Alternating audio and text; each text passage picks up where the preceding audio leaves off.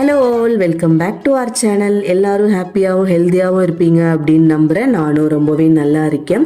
இந்த வீடியோவில் என்னோடய ஃபுல் டே ரொட்டீன் தான் நான் ஷேர் பண்ணியிருக்கேன். அன்றைக்கி ஹஸ்பண்ட்க்கு ஆஃபீஸ் அப்படின்றதுனால பிரேக்ஃபாஸ்ட்டும் பண்ணணும், லஞ்சும் பண்ணணும். சீக்கிரமாக எழுந்து வேலை எல்லாமே ஸ்டார்ட் பண்ணிட்டேன். மார்னிங் மில்லட் பாஸ்தா தான் ரெடி பண்ணலான்னு பிளான் பண்ணியிருந்தேன். ஆல்ரெடி அதில் மசாலா பேக்கெட் இருந்தது, பட் எனக்கு கேரட் சீஸ் பாஸ்தா சாப்பிடணும் போல தோணுச்சு. அதனால் அதை தான் ரெடி பண்ணேன். அதை ரெடி பண்ண குக்கரில் ஒரு ஃபுல் கேரட், பெரிய வெங்காயம், தக்காளி, 4 பல் பூண்டு, உங்கள் காரத்துக்கு ஏற்றாப்புல காஞ்ச மிளகா சேர்த்துட்டு கொஞ்சம் தண்ணி சேர்த்துக்கோங்க. ஒரு 4லேருந்து 5 விசில் விட்டு எடுத்தீங்க அப்படின்னா நல்லா வெந்து வந்துடும். கேரட் வேகிற அந்த கேப்பில் நம்ம பாஸ்தா ரெடி பண்ணிக்கலாம். நான் ஆல்ரெடி தண்ணி சூடு பண்ணி வச்சுருந்தேன். கொஞ்சம் ஆயில், சால்ட் சேர்த்து தான் சூடு பண்ணி வச்சுருந்தேன். நம்ம எடுத்து வச்சுருக்கிற பாஸ்தாவை போட்டுட்டு ஒரு 5 மினிட்ஸ் விட்டிங்க அப்படின்னா நல்லாவே குக் ஆகி வந்துடும். ஒரு 5 விசில் விட்டதுக்கப்புறமா கேரட்டுமே நல்லா வெந்து வந்துருந்துச்சு. அதை ஜாருக்கு மாற்றிட்டு நல்லா ஆறுனதுக்கப்புறம் ஃபைன் பேஸ்ட்டாக அரைச்சி எடுத்து வச்சுக்கோங்க. இதில் இருக்கிற தண்ணி சேர்த்து அரைச்சாலே போதும், எக்ஸ்ட்ரா தண்ணி போடணும் அப்படின்ற அவசியமே இல்லை. இப்போ ஒரு பேனில் கொஞ்சமாக ஆயில் சேர்த்துக்கோங்க. உங்ககிட்ட பட்டர் இருந்துச்சு அப்படின்னாலும் அதுவுமே நீங்கள் சேர்த்துக்கலாம். சேர்த்துட்டு நம்ம ரெடி பண்ணி வச்சுருக்கிற பேஸ்ட்டை ஆட் பண்ணிவிட்டு கொஞ்சம் மிக்ஸ் பண்ணிக்கோங்க. இதை ரொம்ப நேரம் குக் பண்ணும் அப்படின்லாம் இல்லை, ஆல்ரெடி குக் பண்ணது அப்படின்றதுனால. மசாலா ஐட்டம்ஸ்க்கு கொஞ்சம் சில்லி பவுடர், மஞ்சள் தூள், அப்புறம் கொஞ்சமாக சால்ட்டு சேர்த்துருக்கேன். சில்லி பவுடர் பார்த்தே சேர்த்துக்கோங்க, ஏன்னா நம்ம ஆல்ரெடி காஞ்ச மிளகா வேறு சேர்த்து அரைச்சிருக்கோம்.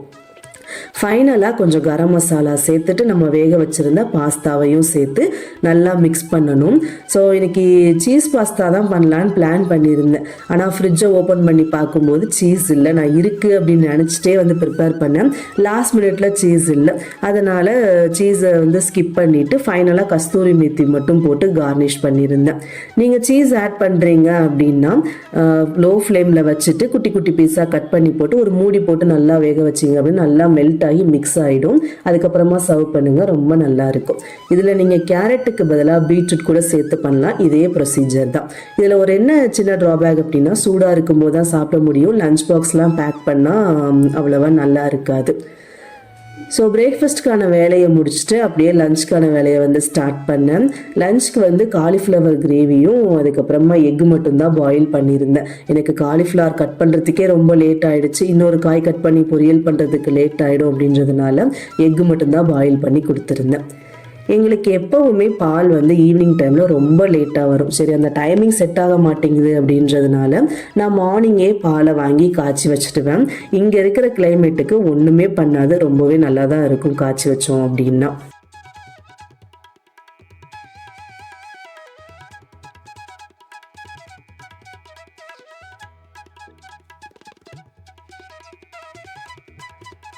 பாப்பாவுக்கு ஸ்கூல் டைமிங் பார்த்தீங்க அப்படின்னா 9 to 1:30, ஃப்ரைடே மட்டும் 12:30 வரைக்கும் இருக்கும். லஞ்ச் வீட்டில் தான் சாப்பிடுவாங்க அப்படின்றதுனால அது வரைக்கும் ஃபில்லிங்காக இருக்கணுன்றதுனால 2 ஸ்நாக்ஸ் பேக் பண்ணி கொடுக்க சொல்லுவாங்க.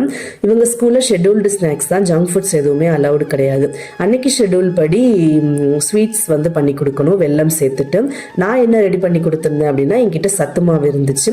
அதில் கொஞ்சம் பால், வெல்லம் இதெல்லாத்தையும் சேர்த்து தோசை மாவு மாதிரி மிக்ஸ் பண்ணி பேன் கேக் ரெடி பண்ணி கொடுத்தேன். உங்ககிட்ட வேஃபில் மேக்கர் இருந்தது அப்படின்னா நீங்க அதுல கூட ரெடி பண்ணி கொடுக்கலாம். என்கிட்ட இல்லை அப்படின்றதுனால பேன் கேக் தான் பண்ணியிருந்தேன். ஸோ இந்த சத்து மாவுக்கு பதிலாக நீங்கள் கோதுமை மாவு அப்படி இல்லைன்னா ராகி மாவு அந்த மாதிரி ஆல்டர்னேட்டிவாக சேர்த்து கூட இதை ரெடி பண்ணி கொடுக்கலாம்.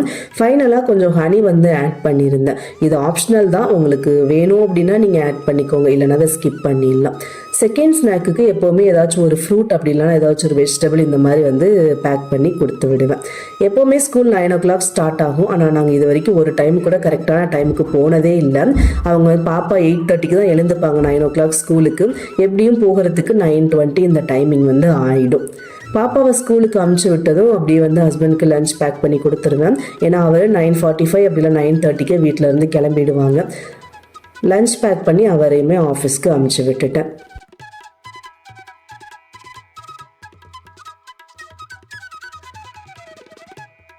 இவங்க 2 பேரும் கிளம்பினதுக்கு அப்புறமா தான் என்னோட டேயே ஸ்டார்ட் ஆகும். அதுக்கப்புறமா தான் நான் பிரேக்ஃபாஸ்ட் சாப்பிட்டு மற்ற வேலை எல்லாமே மெதுவாக ஸ்டார்ட் பண்ணுவேன். வீடு மாற்றிட்டீங்களா அப்படின்னு கேட்டிருந்தீங்க. வீடு மட்டும் இல்லை, ஊரே வந்து மாற்றியாச்சு. அப்போது ஒர்க் ஃப்ரம் ஹோம் இருந்துச்சு அப்படின்றதுனால நேட்டிவில் ஸ்டே பண்ணியிருந்தோம். இப்போ 2025 ஸ்டார்டிங்கில் கண்டிப்பாக ஆஃபீஸ் வரணும் அப்படின்னு சொல்லிட்டாங்க. மந்த்லி 12 days வந்து ஆஃபீஸ் போகணும். ஹைப்ரிட் மாடல் தான் போயிட்டுருக்கு. ஸோ அதனால் ஷிஃப்ட் பண்ணிட்டோம். ஒர்க்கு வந்து பெங்களூரில், பட் நாங்கள் ஸ்டே பண்ணிட்டு இருக்கிறது ஒசூரில் ஸ்டே பண்ணிட்டு இருக்கோம். நாங்கள் எக்ஸ்பென்சிவாக இருக்கும் அப்படின்றதுனால இங்கேயே வந்து ஸ்டே பண்ணிட்டோம். இங்கேருந்து 1 hour ட்ராவல் பண்ணி போகிற மாதிரி இருக்கும் ஆஃபீஸ்க்கு. நீங்கள் ப்ரெக்னெண்ட்டா அப்படின்னு கேட்டிருந்தீங்க. ஆமாம், இப்போ 6 months ஆச்சு. இப்போது நான் மெஹந்தி ஆர்டிஸ்ட்டாக இருக்கேன், ப்ளஸ் வந்து கஸ்டமைஸ்ட் பிரேஸ்லெட்ஸ் பிஸ்னஸ் வந்து பண்ணிகிட்ருக்கேன். இந்த வீடியோவில் மெஹந்தி பேஜ் வந்து நான் ஆட் பண்ணியிருக்கேன். உங்களுக்கு ஃப்ரீ டைம் கிடைக்கும் போது செக் பண்ணி பாருங்கள். லிங்க்குமே நான் டிஸ்கிரிப்ஷனில் கொடுக்குறேன்.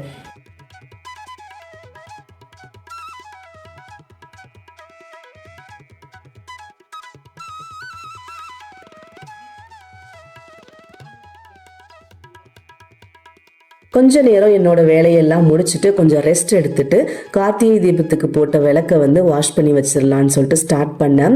நல்லா சுற்றி போடும்போது எல்லாம் ஹாப்பியாக தான் இருக்குது. அதை க்ளீன் பண்ணணுன்னு வரும்போது தான் வந்து கடுப்பாகுது. ஸோ நான் எப்படி க்ளீன் பண்ணுவேன் அப்படின்னா, சுடு தண்ணி வச்சுட்டு அதில் பேக்கிங் சோடா, உங்ககிட்ட என்ன டிஷ்வாஷ் ஜெல் இருக்கோ அந்த ஜெல்லு, ஒரு ஃபுல் லெமன் ஆட் பண்ணிவிட்டு அப்படியே அந்த சுடு தண்ணியிலே விளக்க போட்டு வச்சுருங்க. ஒரு 1 hourக்கு அப்புறம் நல்லா சூடானதுக்கப்புறம் பார்த்தீங்க அப்படின்னா சுத்தமாக ஆயிலே இல்லாமல் வந்துடும். பட் அந்த திரி வச்ச இடத்துல கொஞ்சம் அந்த அழுக்கு இருக்குமே தவிர ஆயில் எதுவும் இல்லாமல் உங்களுக்கு வெளியில் வந்துடும். நல்லாவே நீட்டாக க்ளீன் ஆகிடும். என்னோட எல்லா வேலையும் முடிச்சதுக்கு அப்புறமா பாப்பாவுமே வந்துட்டாங்க. அதுக்கப்புறம் லஞ்ச் முடிச்சுட்டு கொஞ்சம் நேரம் வந்து தூங்கிட்டோம். டெய்லியுமே ஈவினிங் 4 to 5 அப்படி இல்லைன்னா 5 to 6 வாக்கிங் போவேன். அதே மாதிரி அந்த டைமில் பாப்பாவுமே வெளியில் விளையாடுவாங்க. கண்டிப்பாக நமக்கு அவுட்டோர் ஆக்டிவிட்டியும் இருக்கணும். ஸோ என்னதான் இங்கே வெயில் இருந்தாலுமே கூட எப்போவுமே அந்த குளிர் இருந்துகிட்டே இருக்கும். 6 o'clock மேலெலாம் வந்து மேனேஜ் பண்ண முடியாது. அதனால் மேக்ஸிமம் 6க்கு முன்னாடியே வந்து வெளியில் போயிட்டு வந்துடுவோம். வாக்கிங் போயிட்டு வந்து நல்லா ரெஃப்ரெஷ் ஆகிட்டு அதுக்கப்புறமா பீஸ்ஃபுல்லாக சாமியுமே கும்பிட்டோம்.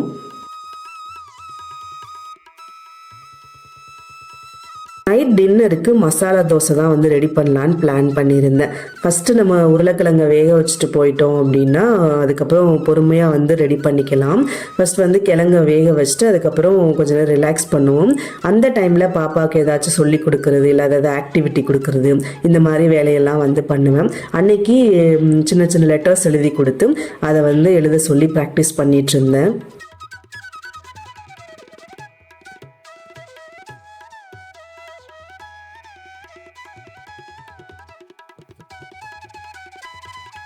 ஸோ அந்த வேலையெல்லாம் முடிச்சுட்டு ஒரு 7:30 போல் டின்னர் வேலையை வந்து ஸ்டார்ட் பண்ணிட்டேன்.